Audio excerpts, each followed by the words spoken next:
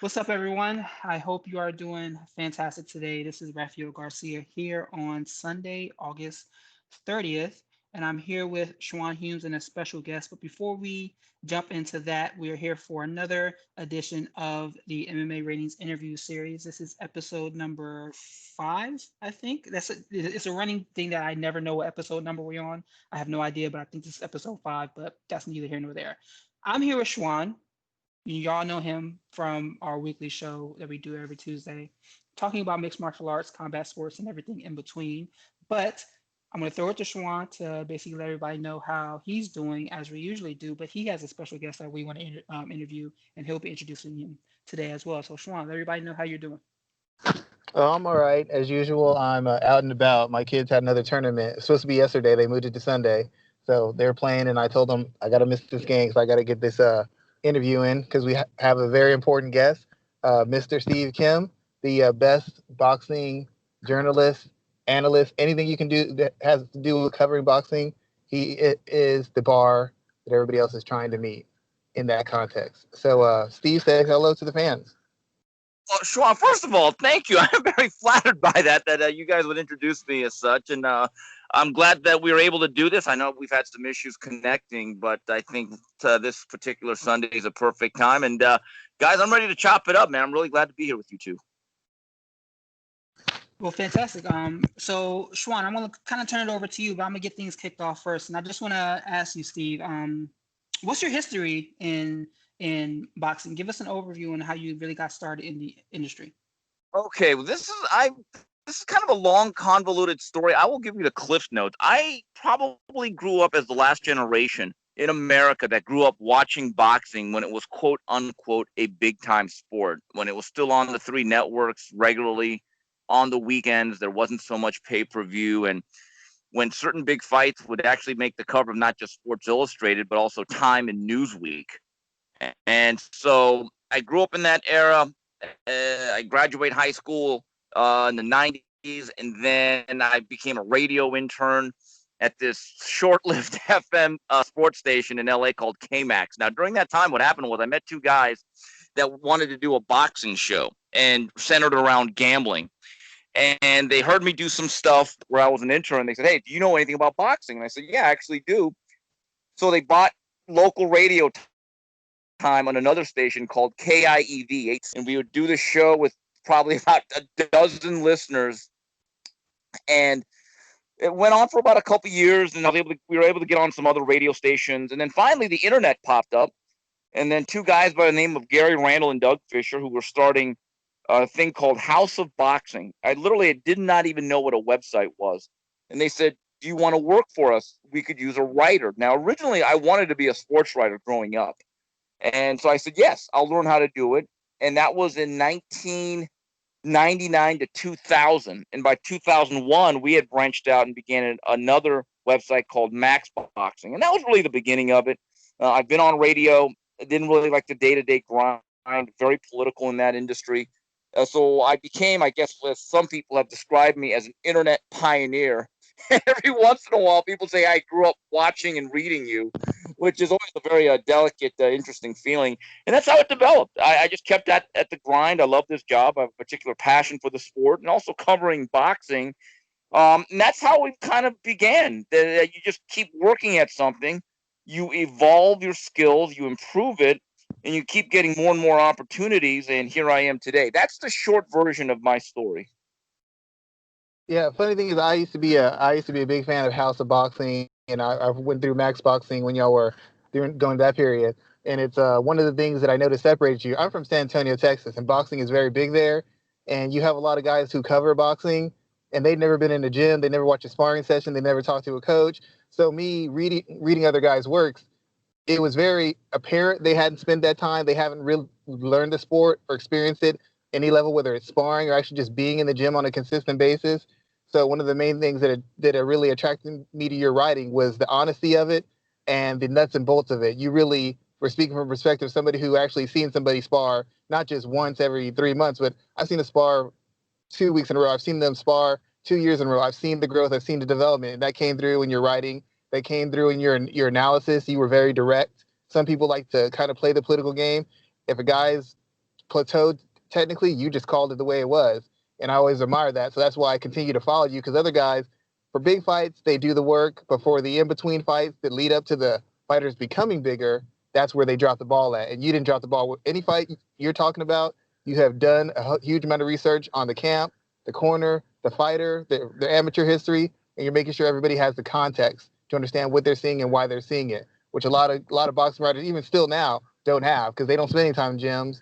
They've never been in a ring. They never talked to a trainer, and they're just going off somebody else's cliff notes, literally making articles off of somebody else's article. You can see it if you read enough boxing journalism. You'll notice they're literally taking stuff and just rearranging it from somebody else's article, which is comedy to me and real boxing fans. You know, the thing that I always preach to young writers, and again, I've been lucky. I've been able to do this as my primary job. A lot of guys moonlight, and I'm certainly not knocking them, because everyone has bills to pay. And like I said, I'm very lucky. But if you have the opportunity to actually go to a gym, I think there's two things you have to do, guys. And me and Schwan talk about this all the time, because I think Schwan, technically, I learned from him on Twitter. But you have to go inside the gym. It's not just enough to watch the fight. To me, if you want to become a football expert, you better watch a lot of game film. And there's a lot of guys on YouTube that actually break down what's a cover 2, what's a cover 3, what's a Tampa 2, what's a dig route. And you can start to really heighten your IQ over a particular subject. Now, when it comes to boxing, we're very lucky in a sense that, look, you can't really go to a Lakers practice and watch a whole practice. You can't go to a New England Patriots practice, that's for sure, and actually learn anything. In boxing, if you develop a relationship with a trainer or a fighter or the management or all three, you begin to have a lot of access to places like Wild Card with Freddie Roach, Ten Goose with Joe Goosen, Big Bear with Abel Sanchez, Robert Garcia in Riverside, Joel Diaz in Indio. And they'll basically say, just tell us when you're coming. We're going to open the doors, and you learn. So there's two things there. Go to the gym a lot, shut up and observe, okay? Also, ask questions. Be a fly on the wall. They're very accommodating. And just see something, take a mental note, and try to evolve and always build your foundation of knowledge. I think that's very key. I don't like doing this job behind the desk or through conference calls. And the last couple of months during this pandemic, guys, I don't know if you know this, I'm actually not allowed to go to gyms, which is a killer. That to me is a vital part of my particular brand of coverage, is actually going out and covering guys face to face and developing personal relationships and learning something. Buddy McGirt's been bugging me to come to his gym for the last 2 months, and I'm trying to get access to do it. The other thing that I like to do, and I don't think you necessarily have to get in there and spar and get hit, although I did that years ago. I wasn't very good, for the record, but actually work out. Get a pair of hand wraps, get some training gloves, get 2 or 3 pound dumbbells, get a jump rope, get some resistance bands, and go to a gym once a week. Get a trainer. I've had McAfoley work thousands of rounds with me before he passed away, God rest his soul, and just actually learn what it is to hit a heavy bag. Understand how it is to shadow box, which I still learned from Rudy Hernandez at the Maywood Boxing Activity Center. I still do the workout that his boxers do once in a while. So just go out there and learn how to shadow box properly, set your feet, and then you begin to have a very keen understanding of what these fighters go through to a certain degree. And technically, you will learn something over a course of time, and it's a great way to get in shape. So if you do those type of things, along with watching the fights and talking to people and working the phone, you have a shot to be pretty decent at this. You know the funny thing, Steve, and we cover MMA. Raphael's actually competed before. I've never actually competed in it, but I used to, said I went to gyms, I trained a lot, I knew a lot of fighters, I knew a lot of camps, and I just started tweeting to people on here. I tweet my insights about why this guy's making a mistake, an error a corner made, and all of a sudden fighters started contacting me through Twitter, being like, "Hey, I got some film. Can you scout this guy for me? Hey, I got this fighter. Can you give me a look? Tell me where I can address him at?" Because they're like, and I was like, "Well, I never fought before. You mind?" They're like, "It's clear it's clear you've been involved in the sport enough that you understand what's happening. You're pointing out things. Right. People know when you know what you're talking about." Right. I mean, Schwan, think about this. Bill Belichick is not going to be in Canton, Ohio for his playing ability. Okay? Bill Walsh didn't play professional football. And if you go to boxing, Emanuel Stewart was a very good amateur. I don't know if people realize that. He actually won some national tournaments, but he didn't turn pro. He told me the story. He had to support his family. And for years, he worked for Pat Bell in Detroit, climbing telephone poles. Customato didn't have a pro career. Teddy Atlas didn't. Joe Goosen didn't. So that whole notion, and we get into this a lot, Schwan. I know you've probably seen some of the back and forth. I know you get into it where people say, well, you haven't fought. You know what? Yeah. None of us has ever claimed we've been a 7-time world champion. We're on any pound-for-pound list. But let me get this straight. I don't need to be Rakim to know if an album is bad, or I don't need to be Julia Child to say, man, that was a terrible meal. That is an interesting dynamic. Like, let me give you an example, Schwan. It was funny. 2 months ago, I didn't mean to go viral. I didn't mean to be incendiary towards fighters. But when Jorge Masvidal took that fight against that one guy, I guess on 6 days' notice, I basically said, look, I think he kind of puts boxers to shame because a lot of boxers wouldn't take a fight on 6.5 weeks' notice, much less 6 days. And then, a couple boxers got on me. And all I ever said was, look, that knowledge and that opinion has been weaned from people like Ray Boom Boom Mancini, who had to weigh in the day of the fight. I've talked to numerous strength and conditioning coaches throughout the year. That's one thing that I covered probably before anybody about 20 years ago. Just knowing nutrition and how to physically condition yourself, because I like to work out. I like to try to stay in shape. So that's just knowledge from me. And the other thing is I've talked to a lot of trainers who have echoed the same. They don't want to say it publicly because it would get them in hot water with the current fighters. But they've all told me all you need is 6 to 8 weeks, basically, at most. And so that's the interesting thing, Sean, is that if people have an axe to grind with you or an agenda, you could be a 10-year veteran of the sport that won 3 world titles. They'll find a way to pick away at your knowledge and argue against it, though. And that's where, to me, you're just better off backing away. It's not worth getting into a battle online against someone you don't know. I've had whole camps of fighters come after me because they keep trying. Well, have you sparred before? What do you know about this? Have you trained a guy who's won a world title? Have you won? Yeah. Oh, have you fought? No. And then that's when they pile on you. There you go. We found the chink in the armor we needed. Let's get him now. But right. So and then I would ask, can you give me the box rec of Gil Clancy, Ray Arcel? I mean, if you really think about it, and obviously a lot of trainers have fought, like Joel Diaz and Freddie Roach, 2 of my personal favorites, and certainly Buddy McGirt's been one of the better ones. But if you go through all of sport, let's go to the NBA. There's a lot of guys out there that probably play no more than junior college or Division II basketball. But nobody ever says, well, how many NBA All-Star games did you make? I do think it is a strange phenomenon, Schwan, that in combat realm, and I get it, I think you do need to have some sort of practical experience. But do you necessarily, is it the minimum prerequisite that you had to have at least 50 professional bouts? That's where I'm like, I'm not sure about that. No argument for me. Speaking of the connection between, because we kind of I'm a MMA fan who also is a boxing fan, and there's actually very few people who really are into both ends of it. So a lot of times during the show, I'll be talking to Raphael, and I'll make a reference, and he generally understands, and our fans generally understand, but they don't understand the context of what I'm making because they don't follow boxing. So they think certain rules and certain guidelines don't exist within the context of mixed martial arts. But one of the things me and Raphael often talk about is in mixed martial arts, the fan base is generally mostly white males, 18 to 30, 18 to 40. And for a lot of the minority fighters, in some cases, they don't seem to get the push or the support of the promotions that the white fighters, the European fighters, the American fighters get. And while as a minority myself, I understand that. In a certain instance, I always tell people the Andre Ward comparison. I was like, Andre Ward was one of the best fighters in the world, but he didn't get a push because even his own social circle, his own cultural circle didn't support him.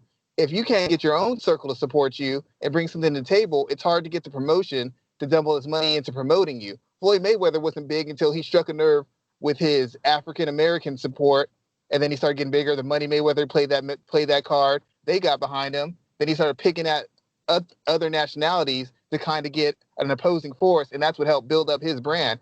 When he wasn't, he was one of the better fighters for years, but he didn't strike a nerve with any one cultural group, and that's why he never got that financial support and backing. And I thought maybe you could discuss that a little bit and talk about how important it is to get your own people behind you before you can make demands or requests as a fighter. Well, let me go break this down because I think there's several layers to what you said. As it relates to the MMA, and particularly the UFC, and I've said this for a while, I think one of the reasons why the Caucasian performers have a built-in base, I think it's because a lot of them wrestled. And if you go throughout any high school, I went to Montebello High School in East LA, and we have a pretty good wrestling team for our level. We've had guys that go to state, and we always compete well as a team, even back when I was there. So if you look at most high schools in America, they all have a basketball team, a football team. They all have a wrestling team, and it is immensely popular in rural areas and throughout the middle America. So right there's a built-in base. And look, is there a racial component to it? Like the Great White Hope? I'm sure there is. There's no doubt about that. So right there, I think the fact that a lot of college level wrestlers are now being given an opportunity to go quote unquote pro as a combat athlete, right there you have a great base. You have a great base of participants, and you also have a demographic that has shown to consistently promote and support that product. That is important. Now, as it relates to some of the boxers you mentioned, with Andre Ward, who I certainly had my battles with when he was a active prize fighter, Schwan. I remember we used to talk about this back 5-6 years ago, and I think you called in one time to the next round with me and Gabe Montoya. Schwan, I did, in fact. when he defeated who was it? Carl Froch to win the Super Six. Everyone said, "Wow, that could Yes. be the next Mayweather. That could be the next guy." His stock was Apple. I mean, it was blue chip. Okay, and then what happened? He kept suing Dan Goossen. Now, I'm not going to make a judgment on whether he should have or not. We know the results of those particular lawsuits. There was more than one. I always thought that with those belts and the Super Six crown, there was one guy out there that had the other belt, and I thought it could have really sealed his fate as the next big American superstar. That was Lucien Boutte, who was a big star in that Quebec, Canada area. I actually thought he could beat him anywhere, whether it was Montreal or Mars. He didn't want to do it. Then he got into a period where he didn't fight for about a year and a half, 2 years, and then he got into some other fights that weren't that great. Then he kind of rebounded with Kovalev. In my view, and I don't know if Andre has any regrets about this, I've never talked to him about it, you can never make up time. And out of body, out of sight, out of mind. And that's what became. He's a highly respected fighter. In a few years, he'll be in the Hall of Fame. He retired undefeated. I actually don't see him coming back. I think he's moved on to the next stage of his life. But I think that his ceiling was reached because of decisions that he decided to ultimately make. As it relates to Yeah. Mayweather, Mayweather's best move was Steve. As a yeah, side note, Carl Froch needs to send Andre Ward a thank you card because that fight with Lucian Beauty basically yeah. recharged his whole career. He owes his whole second half of his career to the fact that Andre Ward refused to take that fight, even though it was a winnable fight that would have taken him from star to superstar. Like, he dropped the ball on that. I don't care what he says. No regrets. He dropped the ball. You couldn't be more right, and I've written about it, I've talked about it, I've tweeted about it, because when he shattered Butte, and then Carl Froch went on this great run himself, and there was a point in time where the pressure was then on Andre Ward to come to England to fight, of course, in front of 80,000 people. I don't think that was ever realistic. But, Andre Ward, I give him credit in one sense. He was very principled in a sense that he was not going to turn heel the way Mayweather did. He was not going to go out there and act or conduct himself in a manner that he believed was beneath him. He was not going to play up to a stereotype. I think that is very important to him, his personal image. So we go to Mayweather. Now, I covered Mayweather extensively early on in his career. And I can honestly tell you, at 130 pounds, when I saw him against Diego Corrales, that's about as good a fighter as I've ever seen live. The speed, the quickness, the ability to set punches up, to see things ahead of when they were going to actually come his way. If I said to Doug, me and Doug were there that night at the MGM Grand, where he dominated Chico. I said, I've never seen Ray Leonard. We missed that part, Doug. I said, that's what he must have looked like. And I don't know if he's ever been quite the same guy after the first Jose Luis Castillo fight. I don't think he won it, but he's still a great fighter. But from a marketing standpoint, Schwan, I think that they made a choice. And I don't know if Floyd made that choice, if it was his team, but he turned heel. And so if you really think about marketing, what's the worst thing that you can be? It's not hated. It's having people be apathetic. And I remember certain Mayweather fights. I was there when he fought Carlos Balderas or Baldemir. It was one of the boringest events ever. And luckily for him, De La Hoya bit and gave him a shot, which really launched him. But him turning into a quote unquote black hat, as they would say in the Westerns, was the best thing for him. You can make an argument that a lot of fighters have tried that formula, like an Adrian Broner and other guys of that ilk. I'm not so sure it really work because you got to be really good. The other thing that I think, Steve, real go quick, ahead. real quick. Sorry to interrupt you. Broner never got to Mayweather's level, but as far as the current stars out there, Broner's been a pretty consistent draw. Like, people go to fight him because money's there. Mikey Garcia didn't have to fight Broner. He fought Broner because Broner brings in a certain amount of attention, as did Manny Pacquiao. There's money to be made with Broner because Broner hasn't been a lead in what 5-6 years, but his ratings say otherwise. Yeah, and that and look, pay-per-view with Manny says otherwise. You look at Broner's metrics. If you look at he was actually a draw in Cincinnati. Never understood why they didn't exploit that market more. He gets much better than average ratings on Showtime. And look, I like Broner. He's one of these. He's the court jester. Okay, I think we need guys like that. It's part of the fun of covering boxing. It's really sad what's happening in his real life now, and I think reality is really hitting him for a lot of decisions and his own behavior. But again, he made that bed. He has to sleep in it, But it is interesting. If you look at the marketing of American fighters, I think that they have been hurt by the casino reliance, in a sense that a lot of the fighters are from these major cities, Philadelphia, Detroit, the D.C. area, right? And instead of being marketed like they would be in their home cities, they are instead shipped to these, Chumash Casino and Fantasy Springs, and it just doesn't work. I mean, look, I spoke to Manuel Stewart for years about this. God rest his soul. What a great guy he was. And he said that what they did with Kronk, with a group of African-American fighters or black fighters, whatever term you want to use, in Detroit, they would never think of going and not showing them at the Joe Louis Arena or the Cobo Arena. And they made them into the fifth franchise, along with the Lions, Tigers, Redskins, and whatever franchise. It became very important to the identity of the city. And I give the PBC credit. They've actually done a better job the last couple of years of making sure that a Caleb Plant is in Tennessee, or that a Julian J. Rock Williams had a chance to defend his titles in Philadelphia, or a Jared Hurd could fight in the D.C., Virginia area. In my view, it has not always been the fighter's fault. The powers that, when I saw a fight, and I was there, Schwan, I remember I was all over this event. You had two very bright black American fighters in Devin Alexander and Tim Bradley, who were undefeated, supposed to be the most important fight of 2011. And I'm thinking to myself, okay, let's place it somewhere like Atlanta, which has a large swath of a black population with money. I think it would have been great. Or go to St. Louis, because Devin was a draw there. That wasn't going to happen with Bradley. Guys, they put it in Pontiac, Michigan, in the Silverdome, and the event was a disaster. That's where the game failed the fighters. It failed itself. And I think when the pandemic ends, guys, it'll be very interesting to me. Will the promoters that are really the ones that are important, are they going to keep relying on the casinos, or are they going to create more Bud Crawfords in Omaha? I think that's a very key issue for the business going forward. Well, in boxing, that's true, but in mixed martial arts, especially, I guess UFC is really the name game in town.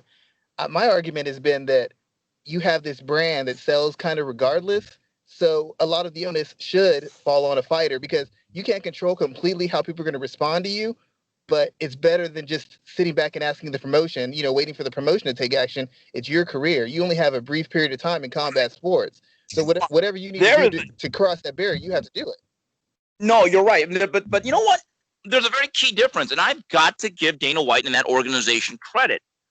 They make the fights much more often than boxing. Now, do they have a built-in advantage given the fact that they are a virtual monopoly and they control about 85 to 90% of the blue chip talent, and the fighters don't seem to have anyone truly looking at the fiduciary responsibilities for their own interest. All that is true. But look, you're right. I've actually never heard of a UFC fight where I knew the real participants. I'm not the biggest fan. I appreciate what they do. But the way they brand it, it's always a number. UFC 250, UFC 251. In other words, they're telling you, we're bringing you fights with our guys, and we're going to try to make the best possible matchups. With boxing, it is about the names on the marquee. And unfortunately, guys, with as fractured as the game is, we basically have three major leagues of boxing. You know what they are? It's Golden Boy and Matchroom at PBC, Top Rank with ESPN, and then the PBC with Showtime and Fox.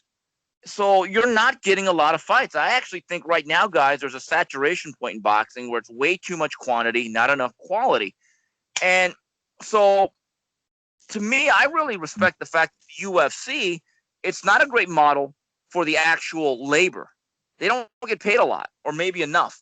But in terms of satisfying the consumer, because of their system that they've created, it's a much better product.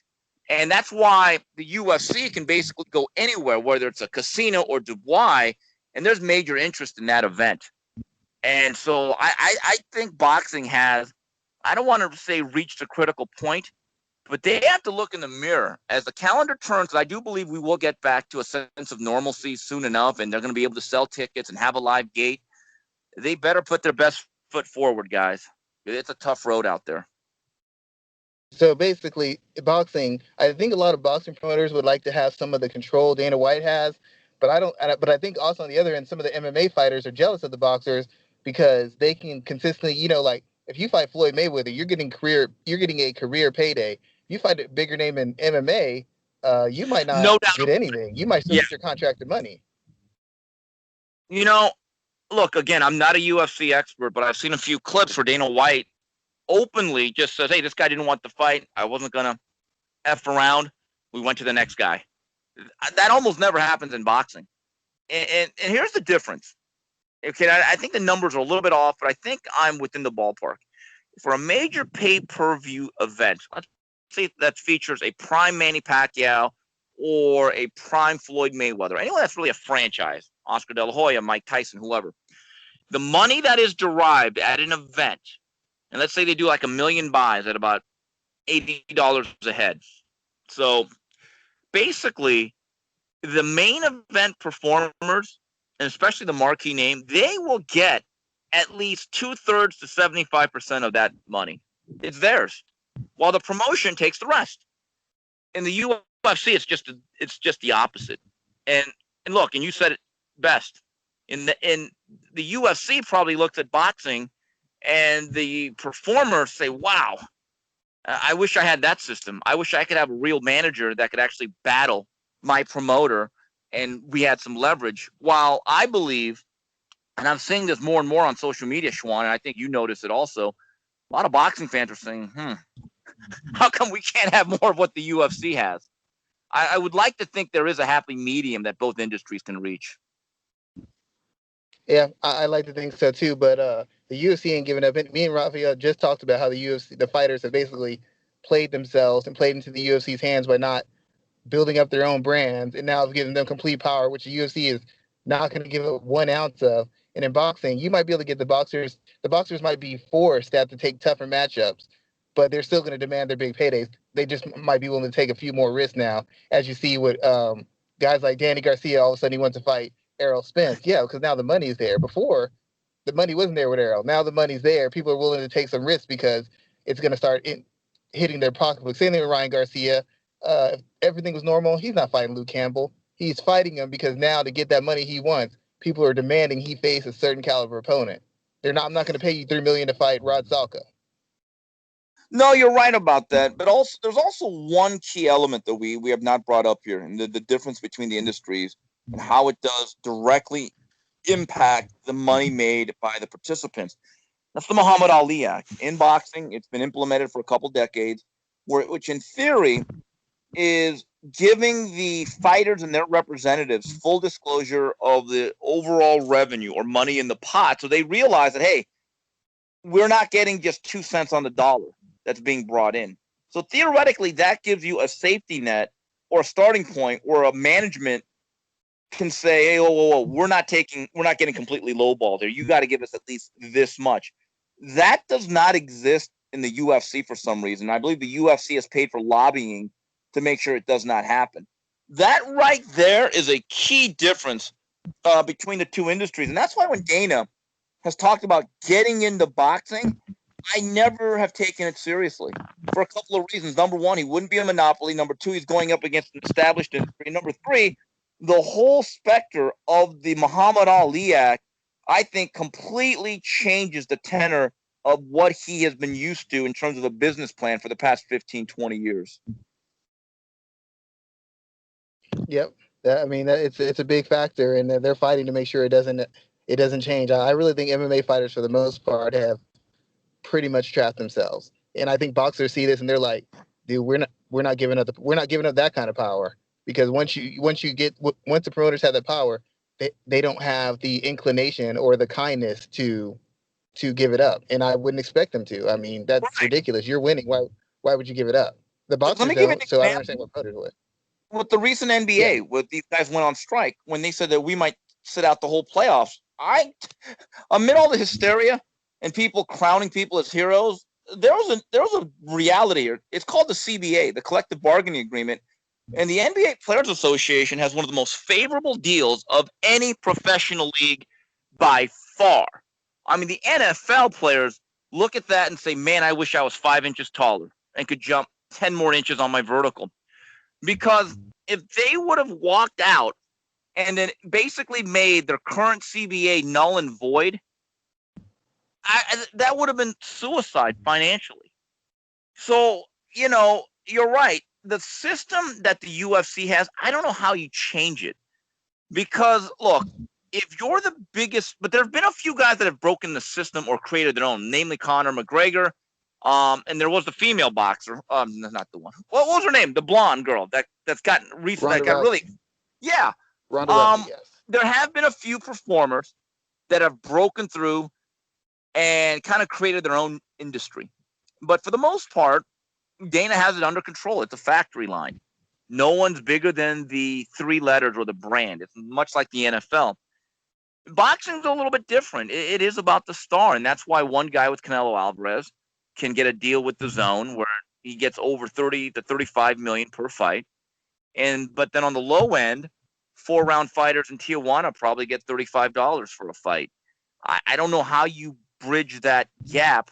I do have an idea, guys, though. And Schwan, I think you've seen a few times me writing about this. Back in the old days, even when Ray Leonard and Hearns would fight, a lot of these big fights that you saw, these guys weren't necessarily guaranteed big amounts.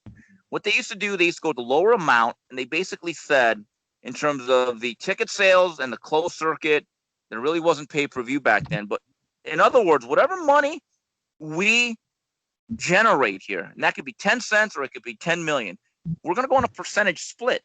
So if you were the bigger draw, you'd get probably 65% of the gate, and the other guy would get 35%. You start doing that, and I don't know if fighters would go for it because, again, they're not going to give up the guaranteed money. I think 2 things would happen. Number one, you'd get better fights, because if you are a fighter, understanding that the money you generate directly correlates with the quality of fights, you're not taking Rod Salka. You're taking a real guy. And also, I believe more fighters at that point would have an impetus to take much better quality fights across the board. And also, you might see fighters who are more active and fighting twice a year, because I think that's been a big problem. Our biggest stars simply do not perform enough in front of the public. So that would improve the sport altogether, because you have the stars out in the public more, promotions would be more likely to work together, and there'd be better money, and the fans would be happier because they're getting the matchups they want. Yeah, I mean, Schwan, let's take a look at this world, the sports industry, without the pandemic. Let's pretend like everything's normal. From the time that I've been in sports media, and I've been a sports fan basically my whole life, other leagues have always found ways to bulk up the schedule. In other words, have more games on TV. I mean, when I grew up as a kid, all you got football, for instance, you would get on Sunday, right, all throughout the day, and you had Monday Night Football, and the occasional Thursday. And college football was basically Saturday. Now, you basically, outside of, I think, Wednesday, believe it or not, starting with the MAC, there's games almost every night of the week, multiple games, starting from Thursday, Friday, Saturday, Sunday with football. Then you got Monday night football. Then Tuesday it starts over again. And they'd always find ways to have your best teams or your most iconic brands, whether it's the Lakers or the Rams, not the Rams, Lakers or the Cowboys, be in front of the national audience more. When I grew up, certain fighters would fight 4, 5, 6 times a year. That doesn't happen anymore. And I don't know if you guys recall, about 3 months ago, I wrote a story and I pushed for it. Oscar De La Hoya, who at the time in 1997 was the biggest star in boxing, coming off his victory over Julio Cesar Chavez in June of 96, ascended to another level. And he fought 5 times, all of them championship fights, 4 of them pay-per-view, none of them with an exorbitant guarantee, and he basically worked off a percentage. Guys, I think maybe you go back to the times of maybe Muhammad Ali, where the biggest star in boxing actually fought more than 3 times in a calendar year. Think about the effect this game would have. Let me ask you guys both. Who's the biggest name in boxing right now? Let's say in North America. I want to take a poll here. Who do you think is the biggest name right now? Who's the biggest Canelo? star? Okay, you're going with Canelo. What about you, Schwan? Raphael?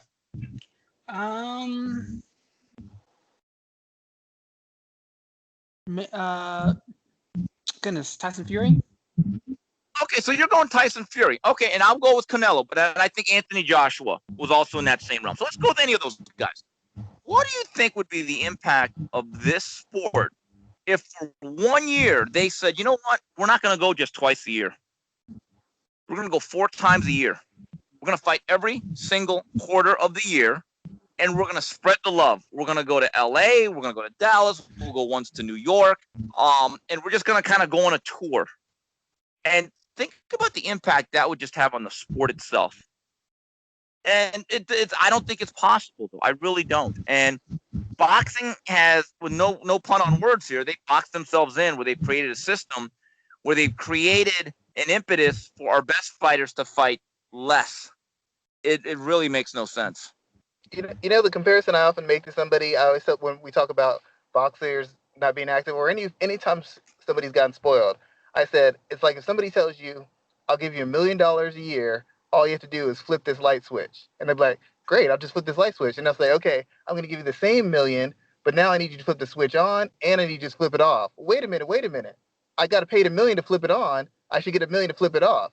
When in reality, $1 million to flip on and off a switch a year is great, but they're thinking, well, I got all this money for this. Why should I have to do anything more? And now these fighters are so used to getting these big paydays, they don't want to take pay cuts. But I also say, like, if a fighter has a person working at their house, if that person can't take a pay cut, that housekeeper, that caregiver, that car guy, they're getting cut because I've got to manage my money well. So I don't understand why they don't understand why a promoter might have to say, okay, if you want $4 million to fight, I need you taking on a $4 million challenge, or you have to fight a bunch to make this make sense to me. It's like they get dumb when they want to. They're conveniently ignorant. No, there's no doubt. I mean, look, if you go back, and Bruce Trampler, Hall of Fame matchmaker for Top Rank, pointed this out to me. He goes, Steve, do your research, look up the old articles with fights involving Ray Robinson or Joe Louis, anyone in that era. Steve, they never really talked about guaranteed listed purses. They basically talk about percentages. So before television, or specifically pay-per-view or closed circuit, was even available, if you fought at the Madison Square Garden, Teddy Brenner, who is the all-time greatest matchmaker, basically said, I got to make fights to sell tickets because, A, none of these fighters are under contract to us, and we are working off the revenue generated from tickets. So I need to put on a card, and specifically a main event, that's much more likely to bring in 18,000 people than 8,000 people. So he had a real impetus not to protect any fighters or develop them. He didn't care about that. They weren't his property. And that was across the board back then.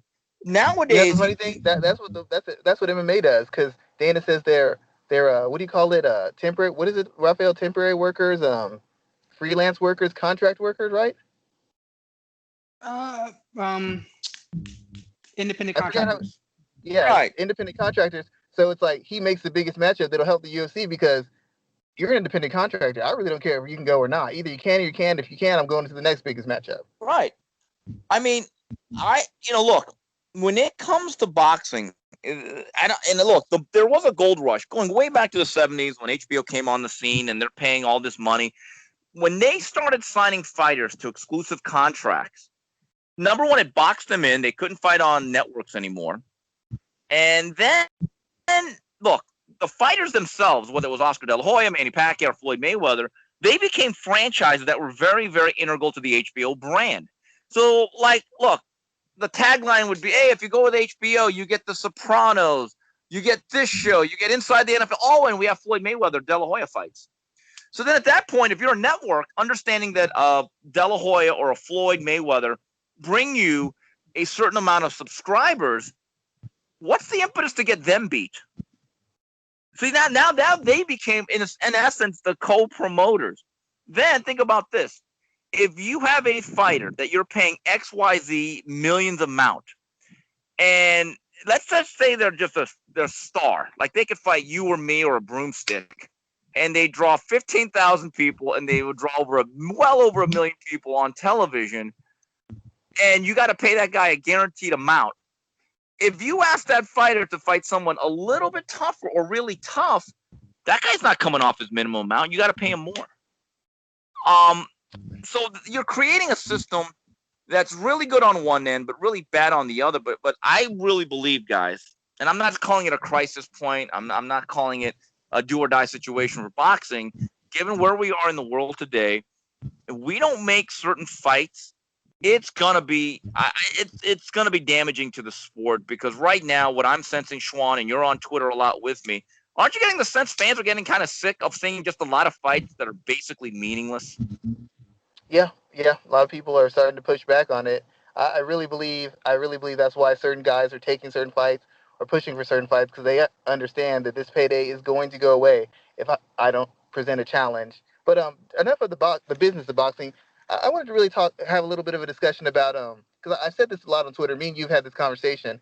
It seems like it seems to be a lack of progression or a regression in the skills regarding the corners and in the regards to the fighters. It seems like people now just find the biggest and best athlete and try to throw him out there instead of really trying to build a fighter. I see so many fighters who are fast or explosive and hit hard, but they can't hook off a jab. They don't use it. They jab their way in, but they don't jab on their way out. They don't attack the body. There seem to be a lot of technical and strategical holes in a lot of the fighters who are being told are going to be potential Hall of Famers. I'm like, you can't hook off the jab. How are you a Hall of Famer? You can't flip a jab. How are you a Hall of Famer? I have a theory on that, and I've talked about this ad nauseum. I think there's way too much of a reliance on mitt work. And it's not mitt work that alone is wrong. It's the way you do mitt work. When I see these long choreographed 88 punch combinations where guys don't move their feet and they're being programmed to throw certain combinations over and over and over again, it creates a situation. And I've said this. I think guys actually know how to work mitts and do mitts. They don't actually know how to punch and fight, because there's a difference. They don't know how to really punch with great leverage or force, shifting of weight, and they focus in on a lot of speed and quickness, but not a lot of execution. And you're right, hooking off the jab. I mean, I almost cried when I saw Joe Smith do it, because I had no comprehension that he even understood that, and he actually added on to his game. But look, Schwan, and I know that you've engaged with the guys on Twitter with me about this. Shadowboxing, to me, is the way you set the foundation. That is the DNA of yourself as a fighter from a technical and fundamental standpoint. When I do a boxing workout, the first 20 minutes of whatever I do is shadowboxing with 2 or 3 pound weights to really build up that stamina in the shoulders and the arms, and just to be able to build up that conditioning. But I've learned one thing, and I didn't always feel this way. I thought shadowboxing was monotonous and boring. I actually find it to be very instructive now, because you can actually visualize how you would attack a fighter and actually just look at your own technique.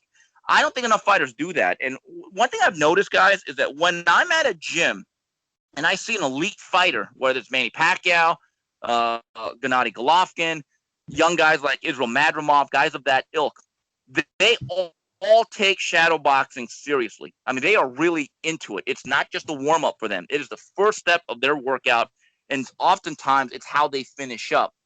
And the other thing is, Schwan, I think we're at the Instagram model stage of boxing, that guys would rather look good on social media and be flashy and throw a 14 punch combination rather than actually learning how to truly execute a jab or a 2 or 3 punch combination that's actually more realistic in the gym. And I think Bruce Lee once said it. Instead of practicing 1,000 kicks, I practice one kick 1,000 times. I think we need more of the latter and not the former.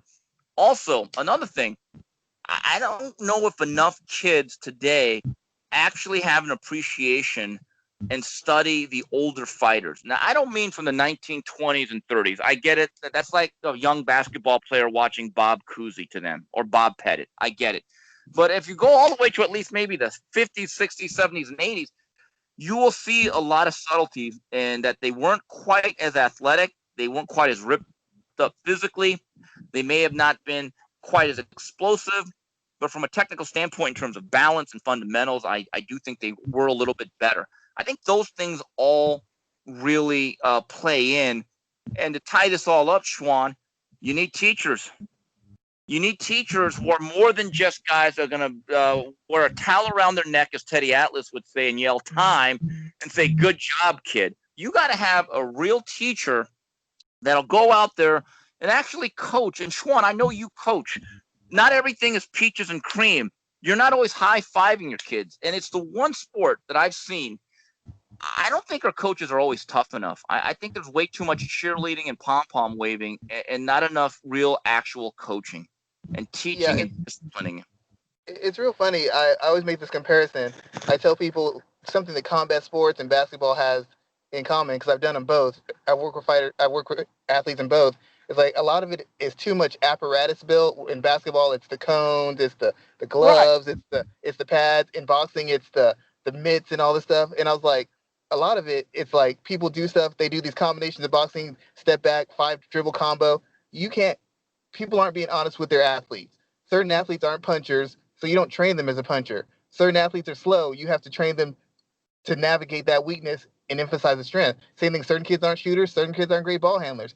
You have to make an adjustment, but that requires you to ask questions of more experienced guys, and nobody wants to admit they don't know it all. And two, that requires you to be very honest with the athlete. Hey, you're not a puncher. You need to keep your jab going. You need to have your defense. Your footwork needs to be precise. Yeah, you're fast, but you're a terrible boxer. But nobody wants to say that, because nowadays they'll just go to another coach.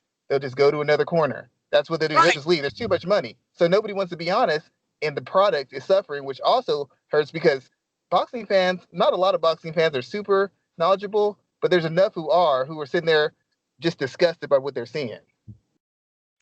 And Schwan, here's the thing, and I'm sure you've coached where you've had to get on someone. You're not requesting them to box out or switch on deep. You're commanding them. You've probably raised your voice a few times, and you've probably had, players looking like, oh my. It's fighters and basketball. I've had to talk to coach, and they're like, I had a fighter who I was working with. I worked with him because he had a boxing background. He abandoned his jab, lost 4 fights in a row because his trainer said, it's MMA. He's saying, that's boring. That's not going to get to the UFC. So we started working together. I'm like, get on your jab, your footwork, your feints. He wins 4 in a row. He has a UFC looking at him if he wins the next 2 fights. His coach then tells him, get rid of your jab. That's boring. And he gets knocked out in the last 2 fights. And I'm like, don't listen to him. He's an idiot. And I'm talking to these people. I'm like, what are you talking about? I hate to pull rank here, but you've never worked with a world-class fighter. I have. They searched me out, and you're listening to this guy. He's an idiot. Well, he's my head coach. Stop listening to him. Go find another coach. This guy is going to ruin you. And he did. And I do the same thing with the players. I'm like, dude, you're not fast. I told my own daughter, you're not fast enough to get that move off. You need to pass the ball, rebound, and box out. You want to get on the floor? Oh, you don't think so? Go do the nonsense you're doing and see how many minutes you get. Oh, you got sat on the bench again. Stop doing what you want to do and do what works. It's like, you can't beat nice. You better know who you are, and as a teacher, as a coach, you better know what you have, okay? And that's just, it's interesting to me. Like, even like with you want to do film study, it's amazing to me. There's actually coaches that still say, I don't really watch fights. I go, what do you mean? You don't watch fights for entertainment, or you don't watch fights to review? They go, really? Nah, unless I'm working a corner, I don't like to watch everything. I'll be honest with you. I would want a trainer that watches everything and specifically would actually want to sit down with me after particular fights and say, look, I'm not going to make you watch the whole fight. There's 3 segments here. I don't like what you did for these 20 seconds because it could be the difference between winning or losing a round, which in essence can be winning or losing a fight, which can affect all our money. And I think that's a key part and element of it. We don't have the teachers that we had. And you'd be surprised. The guys that I really respect, and look, I am not against strength and conditioning coaches. I've learned a lot from them. I think there's a place for them. I think you need nutritionists because let's face it, these fighters are not the most disciplined nowadays, fighting Not once at every all. month. Disgusting. But the coaches and teachers that I really like, they keep it simple. They're not doing a lot of cone drills. They're doing the same things that probably John Wooden was doing 40 years ago. Because Schwan, the principles of the game, they don't change that much regardless of sport. They really don't. Nope. Nope. Before we're going to be wrapping up a little bit, I just wanted to talk, maybe have a little bit of discussion of some fights you're looking forward to. I know there's 2 I'm looking forward to, Garcia and Spence. Just see how Spence is looking come back, and especially Teofimo Lopez versus Lomachenko. Lomachenko. And mainly before I let you get into this, I wanted to say on our podcast we talked about the fight, and I said I was really kind of disappointed by Teofimo when he started talking about the money, because I'm like, he challenged Vasily as a man, as a champion, and as a man. I'm calling you out. I want to fight you, and now he's like talking money. That's like saying, "Well, I fight you right now, but I don't want to go to jail." Why'd you open your mouth? And it was really disappointing to me that I understand the money, I understand the finances, I understand the career. But if that's the angle you're playing, play that angle. Don't say I'm macho. Don't say I'm here for war, and then start talking to me about the price of the war that it's going to cost. You call the guy out. You got to do it. To be fair, they do call it prize fighting. These guys do it for a living. Look, everyone has a right to ask for the most amount of money for a job, but you're going to be dictated to by the market that currently exists. Did the market change beginning in mid-March? Yeah, it did. That's the reality. Where I think they made a mistake is that they started to leak information towards the media. Numbers started getting out. And look, all 3 of us, I like to think, are working stiffs. Okay? We're not going to have a trust fund to go back on. Raphael's got like 17 jobs. Raphael's got 17 jobs. Like Hadley's. Hey, man, I remember Living Color. But anyway, so if you look at it, no one in most of America, where you have 35 to 40 million people, either furloughed or now unemployed, and they don't know where their next meal is coming from, and they got families to feed, they are not going to feel sympathetic towards any athlete, not just any boxer or Teofimo Lopez. They're not going to feel any particular sympathy for a guy turning down anything north of a couple $100,000. They're not. That's the reality. And look, I really like Teofimo. He's one of my favorite young fighters. I remember after the second fight, I said to somebody at Top Rank, that's your guy. I said, that kid can be special. And when he wrote this one tweet where he said, I got a family to feed, and I'm thinking to myself, Teo, everyone's got a family to feed. I don't think it helped him. But eventually, to his credit, he said, no, we're going to make the fight. They got the fight done. So I give him credit for that. I do think that any athlete right now, if they are blessed with the genetics and the actual ability and the work ethic to have gotten to the top level, I wouldn't bring up money right now. The general public is not hearing it. Now, from an actual fight standpoint, Schwan, I don't know if you agree with me, the most underrated part of Teofimo, and the one thing I do disagree with what I hear about, it's always about Teofimo's power. Yeah, I think that's a facet, but one thing I've noticed, Schwan, why I really liked him in the beginning, he has some James Toney-like abilities to pull counter, slip and pull, and actually control spacing and run guys into blind shots. I think he's much craftier than what he's given for. I don't think it's just about brute strength with this kid. I don't think it is either, but I think some of that is his speed. He's got like the right idea, but I think right now it's the speed and explosiveness that allows him to get it off. I feel like there's a couple subtleties he's missing that can be exploited by Lomachenko. Now, if Lomachenko takes him as a joke, he'll catch him early and he'll punish him with his skill set and his IQ. But I don't think Lomachenko takes anybody as a joke. So I wouldn't expect to catch him off guard. And Schwan, the other thing is, this is the one fight where I think Teofimo has to be quick on his feet. He's one of those guys, he likes to lead you into punches. He likes to kind of set on his heels and lay traps. I don't see Lomachenko falling for those traps because the boxing IQ is very high. He feints a lot, and he always works at certain angles. He seems to come at you in three different ways. So in this fight, Teofimo's going to have to really anticipate.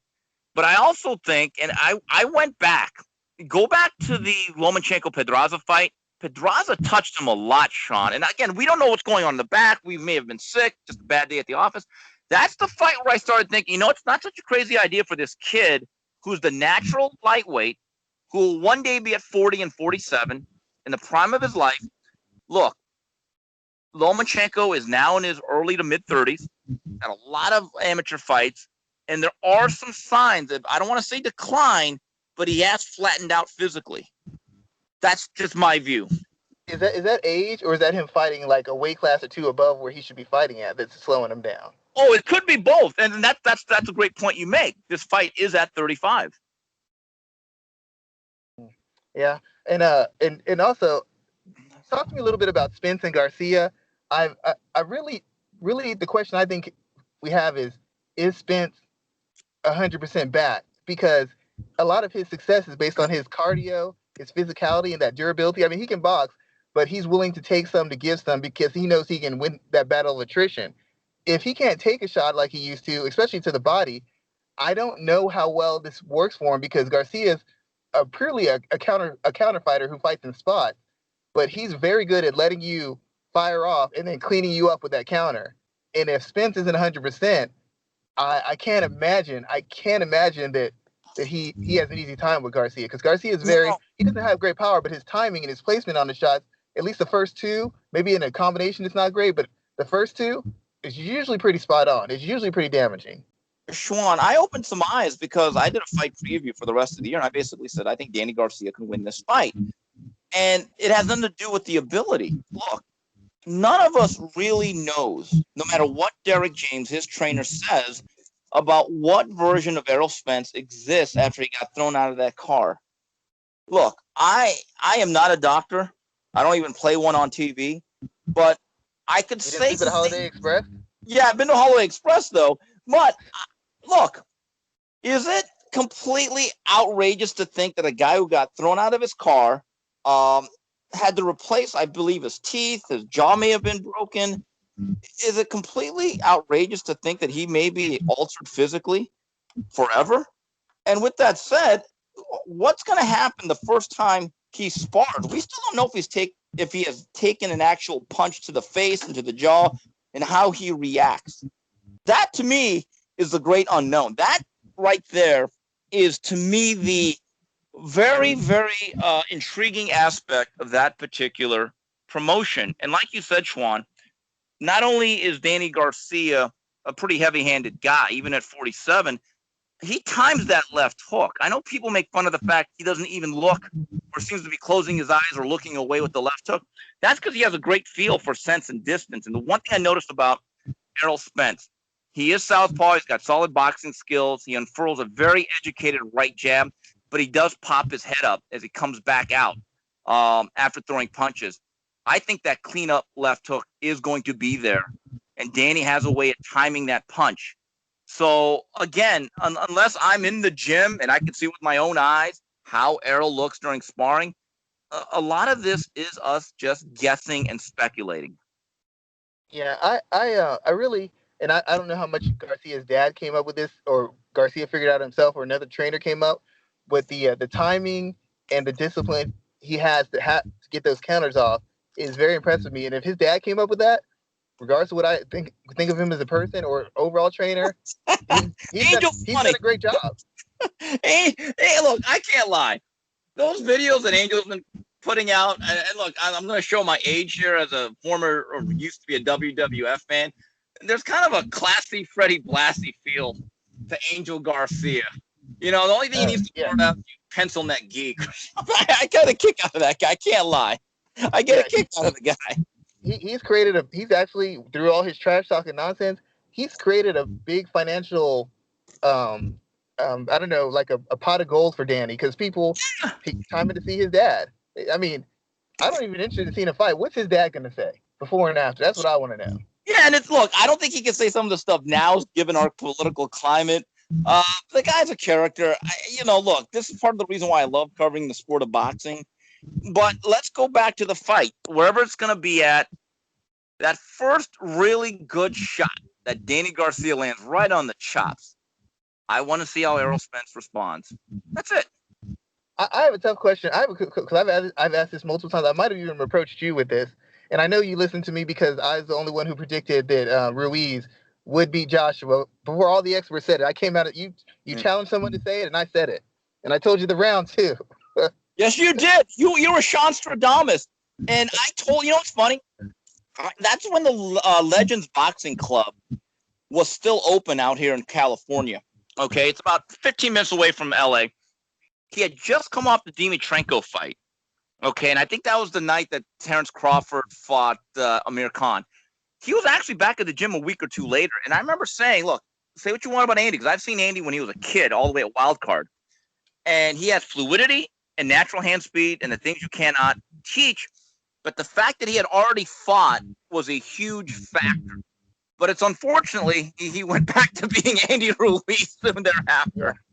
He regressed to that medium. And before I have two more things I want to ask. Just touch on really briefly. One, how stupid was Manny Pacquiao for not jumping on this Spence fight? This is the best time to fight Errol Spence. The best time to get him is right now. Manny's still a big puncher. I need to find out if Spence can take a punch. This is the best chance to be competitive with him and get a huge payday. And if he beats him, you can say, I don't want to hear excuses. You stepped in the ring, no excuses. And he could vault himself into a whole nother stratosphere as far as a fighter. And then my second thing that I want to touch on, just really briefly, Jarrell Miller. How embarrassing is it for him to be busted so many times and basically throw his whole boxing career away for PEDs? You mean Big Pharma? I mean, look, yeah.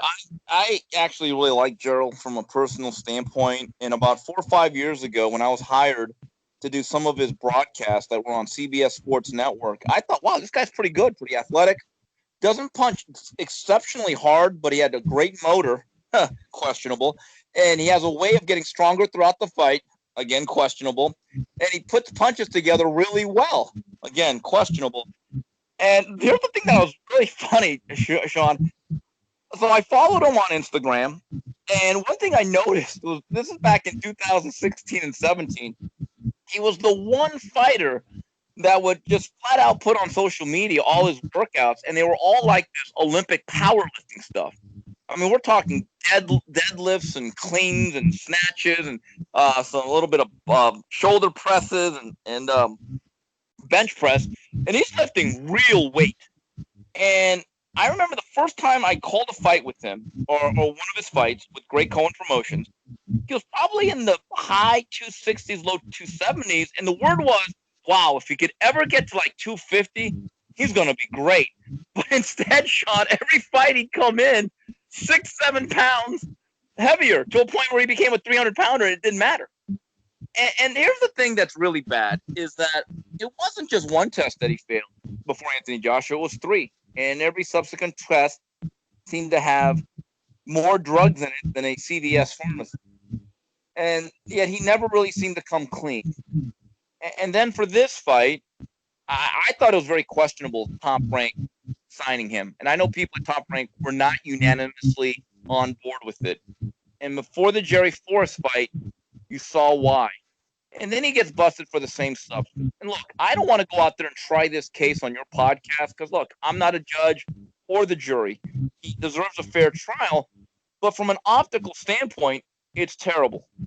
It really is. And I would be very wary as a promoter or a network in ever using him. Because let's say you do book him, and let's say something really bad happens and he tests positive again. I think you're liable. I think there's a certain amount of accountability that you have for even providing that opportunity. So I don't see – I think Jarrell Miller, I don't know if he's suspended for life, but what I have been told, guys, from people within the business is he is considered persona non grata. I don't know where his career goes from here. And Sean, what was the other thing you wanted me to speak of? How Manny Pacquiao did not jump on this Spence fight. No. I think.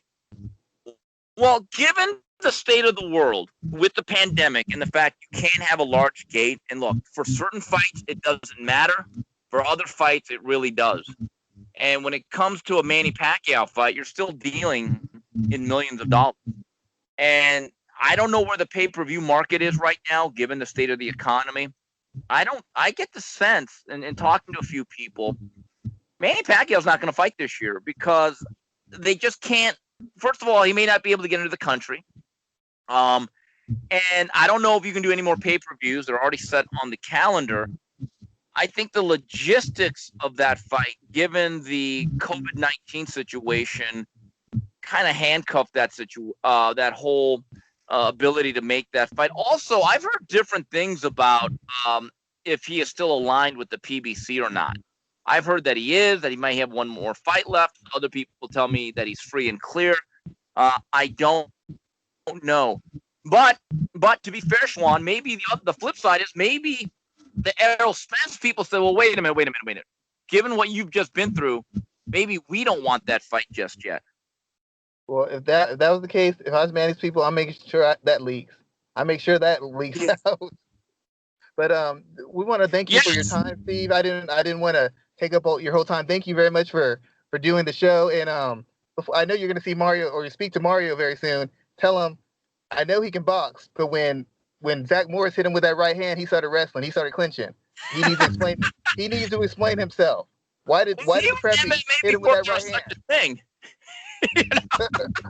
I saw it. All of us saw it. I saw Saved by the Bell. Zach Morris had him on skates. He was holding like Floyd against Shane Mosley. I need an explanation. I'll ask him, absolutely. And thank you. If you could tell our fans, because we have fans and we have a lot of people who be checking into the show. Where can they find your content, your work, your show, your podcast? This is a chance to sell yourself even more. Yeah, my regular gigs at ESPN.com. I write about boxing, and I write several times a week, depending on the news that comes up and the events. Also, in terms of Twitter, I do have an account, and I tweet an awful lot, maybe too much for some people's taste, but I'm at Steve. It's STEVESPN Kim. And you got to see a verified blue check because that's the real one. And then also in terms of the podcast that I do with the aforementioned Mario Lopez, it's called the 3 Knockdown Rule, the number 3 knockdown rule. Once a week, depending on Mario's schedule, we talk about the sweet science, pop culture, anything else that's on our mind. It's about 40 minutes to about an hour, and we try to educate and entertain. And I think it's a pretty good podcast. I think we do a pretty good job there. That's basically what I do for now. And it was great joining you guys. I really enjoyed this hour. I want to thank you. And first of all, anybody on Twitter, Steve is the most approachable writer of any combat sport, maybe any sport. You want to contact him. You want to have an idea. You want to have an intelligent discussion about boxing or business boxing. This man will take time out to engage any and all people except the fools. He does not tolerate fools. Yeah, I'm engageable till I block you. So don't get blocked. Exactly.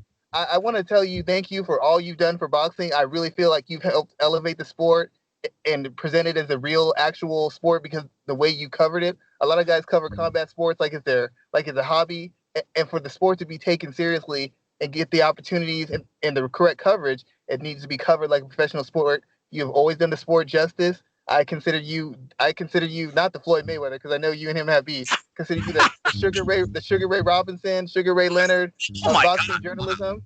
I consider you a great friend. You have been nothing but kind to me and nothing but supportive about any comment I made or anytime I've had a question or anytime when I reached out for you to do the show, you got back to me ASAP, and I respect you immensely for that. I thank you for your friendship, for all your hard work, and anybody who loves boxing and combat sports, who wants a better understanding of it, contact this man. If you can't reach him, come to me. I'm second best out there. But thank you for everything. It's been a wonderful episode. I'm sure Raphael would agree. And I just appreciate it greatly, man. You are absolutely, wonderful. Guys. Let's make this something regular, and you guys enjoy the rest of your weekend, man. I really appreciate it. Thank you, sir. Fantastic. Thanks.